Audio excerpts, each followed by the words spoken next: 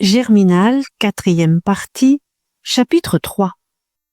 15 jours s'étaient écoulés, et le lundi de la 3e semaine, les feuilles de présence, envoyées à la direction, indiquèrent une diminution nouvelle dans le nombre des ouvriers descendus.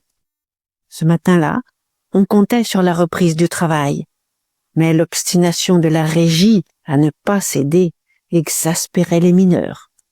Le Voreux, Crèvecoeur, Mirou, Madeleine n'étaient plus les seuls qui chômaient. À la Victoire et à Feutry-Cantel, la descente comptait à peine maintenant le quart des hommes. Et Saint-Thomas lui-même se trouvait atteint. Peu à peu, la grève devenait générale. Au Voreux, un lourd silence pesait sur le carreau. C'était l'usine morte, ce vide et cet abandon des grands chantiers où dort le travail. Dans le ciel gris de décembre, le long des hautes passerelles, 3 ou 4 berlines oubliées avaient la tristesse muette des choses. En bas, entre les jambes maigres des tréteaux, le stock de charbon s'épuisait, laissant la terre nue et noire, tandis que la provision des bois pourrissait sous les averses. À l'embarcadère du canal, il était resté une péniche à moitié chargée, comme assoupie dans l'eau trouble. Et sur le terri désert, dont les sulfures décomposés fumaient malgré la pluie, une charrette dressait mélancoliquement ses brancards. Mais les bâtiments surtout s'engourdissaient. Le criblage aux persiennes closes, le beffroi où ne montaient plus les grondements de la recette, et la chambre refroidie des générateurs, et la cheminée géante trop large pour les rares fumées. On ne chauffait la machine d'extraction que le matin. Les palefreniers descendaient la nourriture des chevaux, les porions travaillaient seuls, au fond, redevenus ouvriers, veillant aux désastres qui endommagent les voies, dès qu'on cesse de les entretenir. Puis, à partir de 9 heures, le reste du service se faisait par les échelles. Et, au-dessus de cette mort des bâtiments ensevelis dans leurs draps de poussière noire, il n'y avait toujours que l'échappement de la pompe, soufflant son haleine grosse et longue, le reste de la vie de la fosse, que les eaux auraient détruite si le souffle s'était arrêté. En face, sur le plateau, le coron des 240, lui aussi, semblait mort. Le préfet de Lille était accouru, des gendarmes avaient battu les routes. Mais, devant le calme des grévistes, préfet et gendarmes s'étaient décidés à rentrer chez eux. Jamais le coron n'avait donné un si bel exemple dans la vaste plaine. Les hommes, pour éviter d'aller au cabaret, dormaient la journée entière.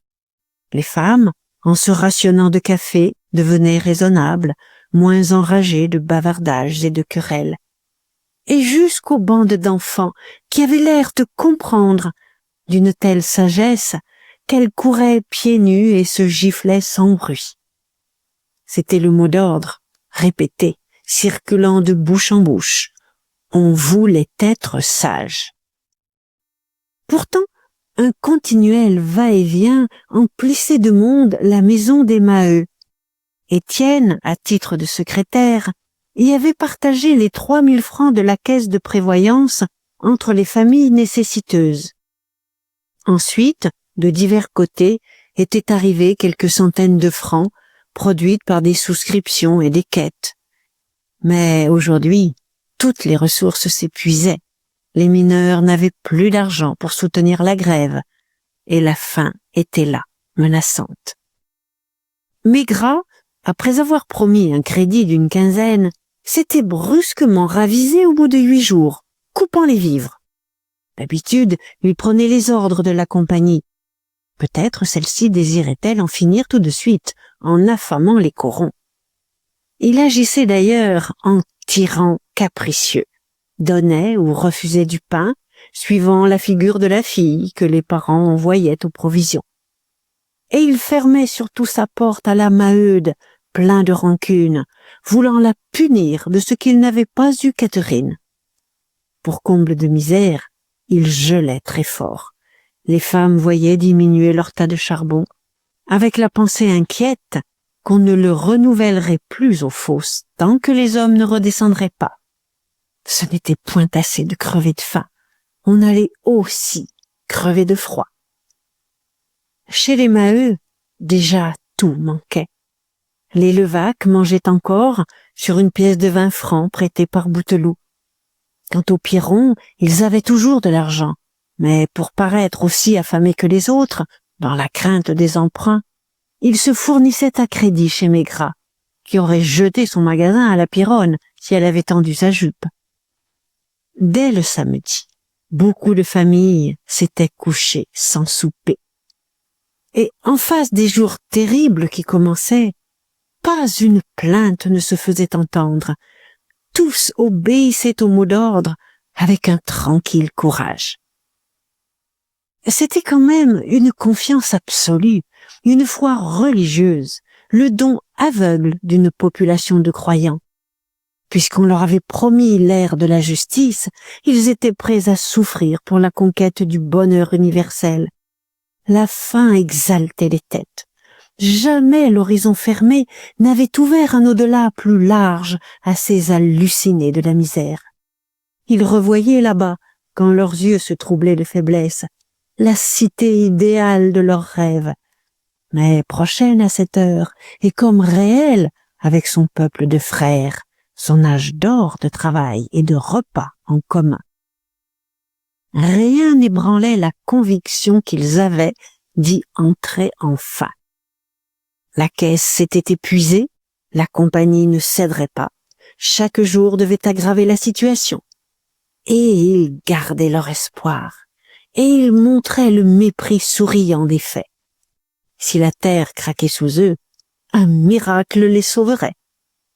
Cette foi remplaçait le pain et chauffait le ventre. Lorsque les Maheu et les autres avaient digéré trop vite leur soupe d'eau claire, ils montaient ainsi dans un demi-vertige l'extase d'une vie meilleure qui jetait les martyrs aux bêtes. Désormais, Étienne était le chef incontesté. Dans les conversations du soir, il rendait des oracles à mesure que l'étude l'affinait et le faisait trancher en toutes choses. Il passait les nuits à lire, il recevait un nombre plus grand de lettres. Même il s'était abonné au Vengeur, une feuille socialiste de Belgique, et ce journal, le premier qui entrait dans le coron, lui avait attiré de la part des camarades une considération extraordinaire. Sa popularité croissante le surexcitait chaque jour davantage. Tenir une correspondance étendue, discuter du sort des travailleurs aux quatre coins de la province, donner des consultations aux mineurs du Voreux, surtout devenir un centre, sentir le monde rouler autour de soi, c'était un continuel gonflement de vanité pour lui, l'ancien mécanicien, le haveur aux mains grasses et noires. Il montait d'un échelon, il entrait dans cette bourgeoisie exécrée, avec des satisfactions d'intelligence et de bien-être qu'il ne s'avouait pas. Un seul malaise lui restait, la conscience de son manque d'instruction, qui le rendait embarrassé et timide dès qu'il se trouvait devant un monsieur en redingote.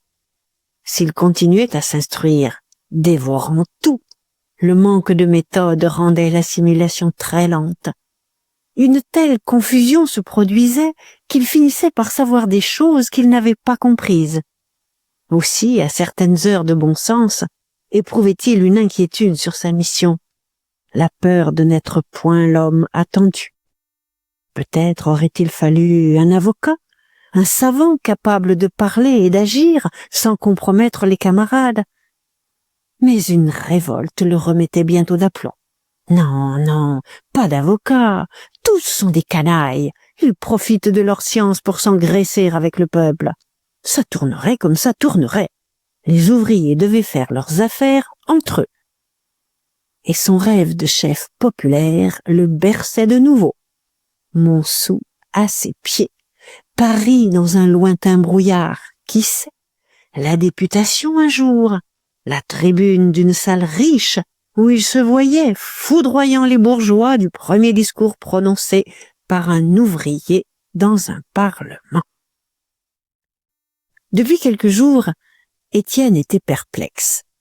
Pluchart écrivait lettre sur lettre en offrant de se rendre à Montsou pour chauffer le zèle des grévistes. Il s'agissait d'organiser une réunion privée que le mécanicien présiderait. Et il y avait, sous ce projet, l'idée d'exploiter la grève, de gagner à l'international les mineurs, qui jusque-là s'étaient montrés méfiants. Étienne redoutait du tapage, mais il aurait cependant laissé venir Pluchart si Rasseneur n'avait blâmé violemment cette intervention. Malgré sa puissance, le jeune homme devait compter avec le cabaretier, dont les services étaient plus anciens et qui gardait des fidèles parmi ses clients. Aussi hésitait-il encore, ne sachant que répondre. Justement, le lundi, vers 4 heures, une nouvelle lettre arriva de Lille, comme Étienne se trouvait seul avec la Maheude dans la salle du bas. Maheu, énervé d'oisiveté, était parti à la pêche. S'il avait la chance de prendre un beau poisson en dessous de l'écluse du canal, on le vendrait et on achèterait du pain. Le vieux Bonnemort et le petit Jeanlin venaient de filer pour essayer leurs jambes remises à neuf, tandis que les enfants étaient sortis avec Elzire, qui passait ses heures sur le terri à ramasser des escarbilles. Assise près du maigre feu qu'on n'osait plus entretenir, la Maheude, dégrafée, un sein hors du corsage et tombant jusqu'au ventre, faisait téter Estelle. Lorsque le jeune homme replia la lettre, elle l'interrogea. « Est-ce de bonnes nouvelles? Va-t-on nous envoyer de l'argent ?» Il répondit non du geste, et elle continua. « Cette semaine, je ne sais comment nous allons faire. Enfin, on tiendra tout de même. Quand on a le bon droit de son côté, n'est-ce pas? Ça vous donne du cœur. On finit toujours par être les plus forts. » À cette heure, elle était pour la grève raisonnablement. Il aurait mieux valu forcer la compagnie à être juste, sans quitter le travail. Mais puisqu'on l'avait quitté, on devait ne pas le reprendre avant d'obtenir justice. Là-dessus, elle se montrait d'une énergie intraitable. Plutôt crever que de paraître avoir eu tort lorsqu'on avait raison. « Ah !» s'écria Étienne, « s'il éclatait un bon choléra qui nous débarrassa de tous ces exploiteurs de la compagnie. »« Non, non, répondit-elle, il ne faut souhaiter la mort à personne. Ça ne nous avancerait guère, il en repousserait d'autres. Moi, je demande seulement que cela revienne à des idées plus sensées. Et j'attends ça, car il y a des braves gens partout. Vous savez que je ne suis pas du tout pour votre politique. » En effet, elle blâmait d'habitude ses violences de parole, elle le trouvait batailleur. Qu'on voulût se faire payer son travail ce qu'il valait, c'était bon. Mais pourquoi s'occuper d'un tas de choses, des bourgeois et du gouvernement? Pourquoi se mêler des affaires des autres, où il n'y avait que de mauvais coups à attraper? Et elle lui gardait son estime parce qu'il ne se grisait pas et qu'il lui payait régulièrement ses 45 francs de pension. Quand un homme avait de la conduite, on pouvait lui passer le reste. Étienne alors parla de la République, qui donnerait du pain à tout le monde. Mais la Maheude secoua la tête, car elle se souvenait de 48, une année de chien qui les avait laissés nus comme des vers, elle et son homme, dans les premiers temps de leur ménage. Elle s'oubliait à en compter les embêtements d'une voix morne, les yeux perdus, la gorge à l'air, tandis que sa fille Estelle, sans lâcher son sein, s'endormait sur ses genoux.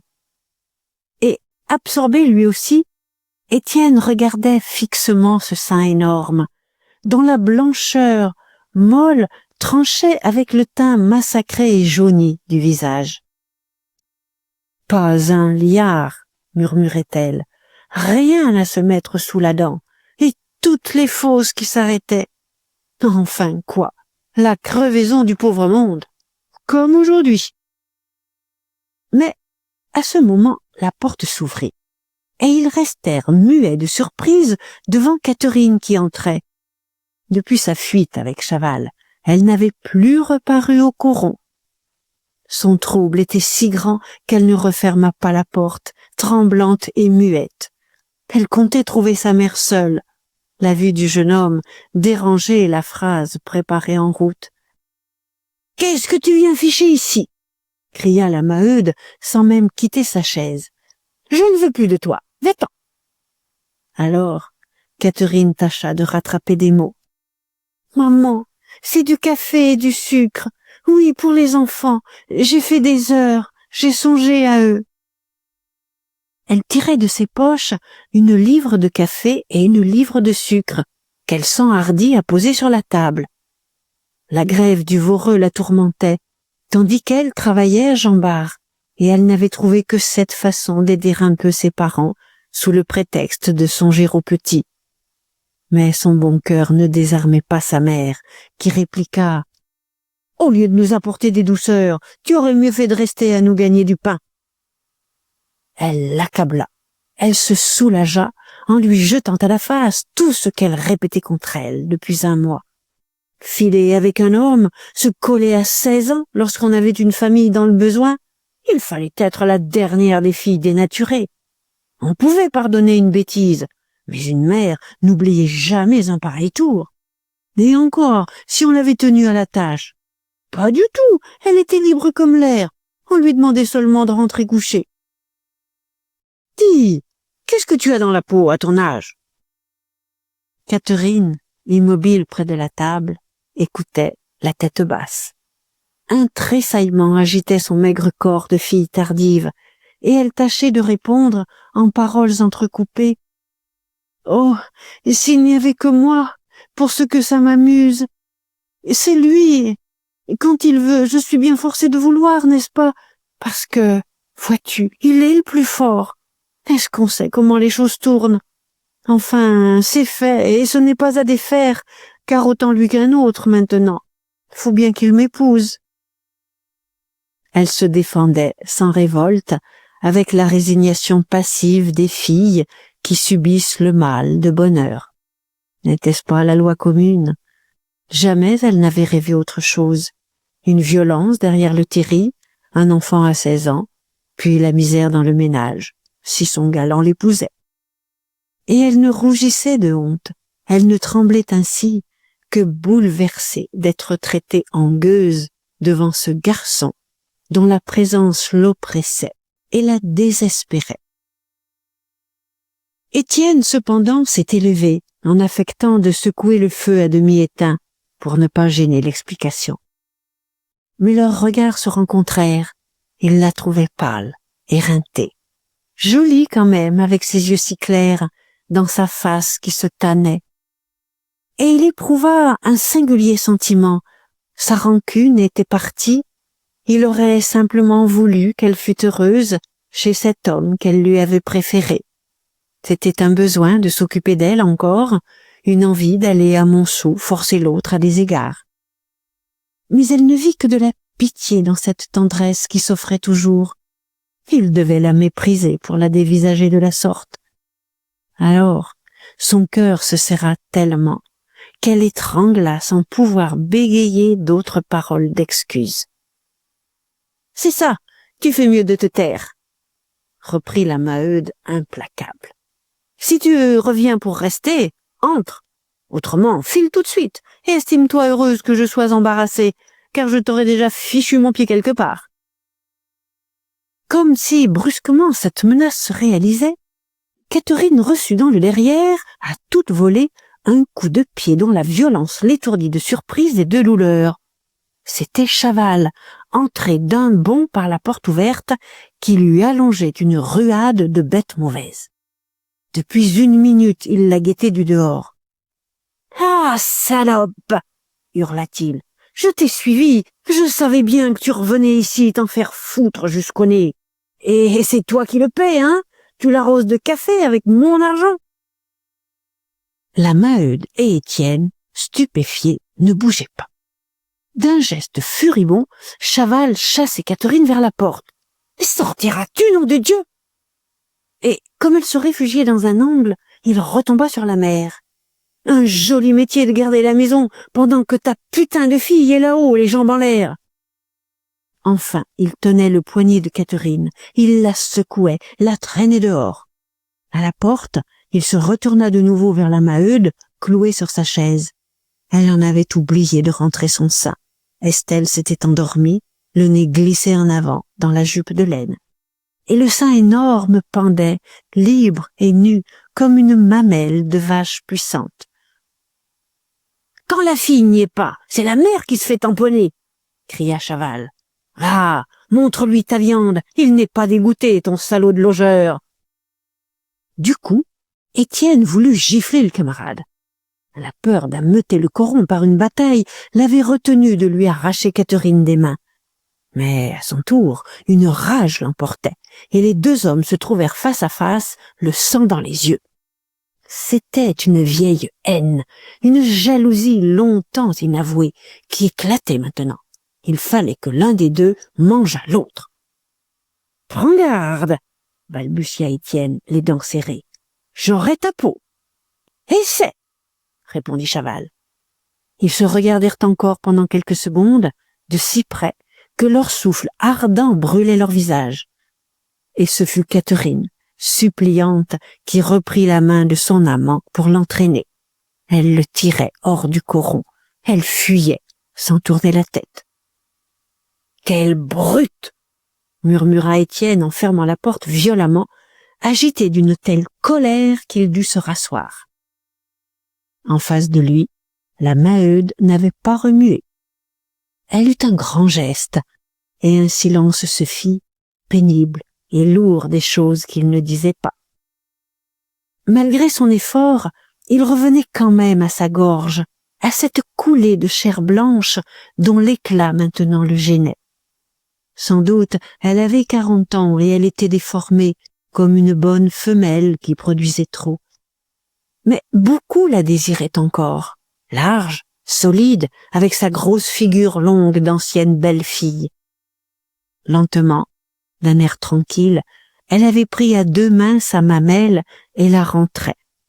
Un coin rose s'obstinait, elle le renfonça du doigt, puis se boutonna, toute noire à présent, avachie dans son vieux caraco. « C'est un cochon !»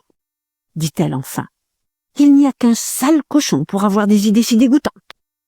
Moi, je m'en fiche, ça ne méritait pas de réponse. » Puis, d'une voix franche, elle ajouta, sans quitter le jeune homme du regard. « J'ai mes défauts, bien sûr, mais je n'ai pas celui-là. Il n'y a que deux hommes qui m'ont touché. Un herscheur autrefois, à 15 ans, et Maheu ensuite. S'il m'avait lâché comme l'autre dame, je ne sais trop ce qu'il serait arrivé, et je ne suis pas plus fière pour m'être bien conduite avec lui depuis notre mariage, parce que lorsqu'on n'a point fait le mal, c'est souvent que les occasions ont manqué. Seulement je dis ce qui est, et je connais des voisines qui n'en pourraient dire autant, n'est-ce pas? »« Ça, c'est bien vrai, » répondit Étienne en se levant. Et il sortit, pendant qu'elle se décidait à rallumer le feu, après avoir posé Estelle endormie sur deux chaises. Si le père attrapait et vendait un poisson, on ferait tout de même de la soupe. Dehors, la nuit tombait déjà, une nuit glaciale, et la tête basse, Étienne marchait, pris d'une tristesse noire.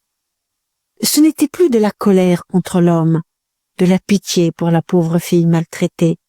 La scène brutale s'effaçait, se noyait, le rejetait à la souffrance de tous, aux abominations de la misère. Il revoyait le coron sans pain, ces femmes, ces petits qui ne mangeaient pas le soir, tout ce peuple luttant, le ventre vide. Et le doute, dont il était effleuré parfois, s'éveillait en lui, dans la mélancolie affreuse du crépuscule, le torturait d'un malaise qu'il n'avait jamais ressenti si violent. De quelle terrible responsabilité il se chargeait. Allait-il les pousser encore, les faire s'entêter à la résistance, maintenant qu'il n'y avait ni argent ni crédit? Et quel serait le dénouement, s'il n'arrivait aucun secours, si la faim abattait les courages?